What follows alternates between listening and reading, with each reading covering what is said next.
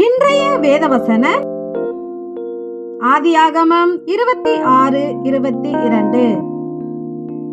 நாம் தேசத்தில் பலுகும்படிக்கு இப்பொழுது கர்த்தர் நமக்கு இடம் உண்டாக்கினார் என்று சொல்லி அதற்கு ரெகோபோத் என்று பெயரிட்டான். ஆமேன். ஈசாக்கு அபிமெலேக்கை விட்டு புறப்பட்டு கேராரின் பள்ளத்தாக்கிலே கூடாரம் போட்டு அங்கே குடியிருந்தான். அப்பொழுது 2 துறவை வெட்டி அதற்கு ஏசேக்கு சித்னா என்று பெயரிட்டான். ஆனால் அந்த 2 துறவை குறித்தும் அவ்விடத்தோர் வாக்குவாதம் பண்ணினார்கள். பின்பு அவ்விடம் விட்டு பெயர்ந்து போய் வேறொரு துறவை வெட்டினான். அதை குறித்து அவர்கள் வாக்குவாதம் பண்ணவில்லை.